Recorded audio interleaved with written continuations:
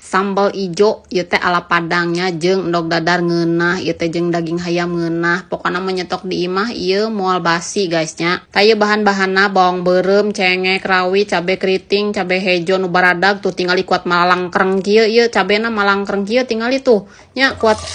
aralus gitu hejo tadi di pasar urang meuli milihannya kuat aralus aya milihan sorangan mah. Tah ieu terus teh kabeh digorengkeun nya urang nu cabe panjangna dipotongan heula sakedeung digorengkeunna tong lila teuing sakedeung we asalanya dari pokona mah salayunya. Terus ieu teh diasupkeun kana chopper urang make chopper ieu aslina kapasitasna gede jumbo jadi misalkan mun anu masak loba-loba nu keur dagang mah horeamnya ulek-ulek teh da capek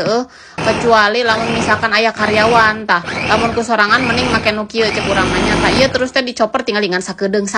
ieu tinggal itunya tinggali bubuk kieu ieu tuh aduh niat nama moal bubuk-bubuk teuing urang tapi ieu coperna sakti bener sakedeung oge langsung bubuk kitu tinggal itu komo kana dagingnya. Tah ieu terus teh diasupkeun geus menang nyoper terus diasupkeun deui kana minyak panas. Jadi urang teh apal ti si udah anu deket imah anu manehna dagang nasi Padang. Iseng-iseng nanya urang teh ameh teu basi kumaha cek urang teh nya si sambal nasi Padang teh diisukeun deui geuning. Tah si udah mah tara di ieu non teh tara di rebus manehna mah jadi manehna mah main digoreng kabeh oge eueuh direbus-rebus soalna kadar air cenah loba mun air loba eta teh sok nyan basi gitu guys. Tah ieu geus meunang ngagoreng sakedeung tah ieu teh kan minyakna teu pati loba tuluy tambahkeun deui ieu minyak goreng nu panas banjurkeun kieu geus kitu hungkul guys ieu pasti awet cenahnya benar lamun teu si udana keur ceulinah si uda lain urang da cek si uda ieu ge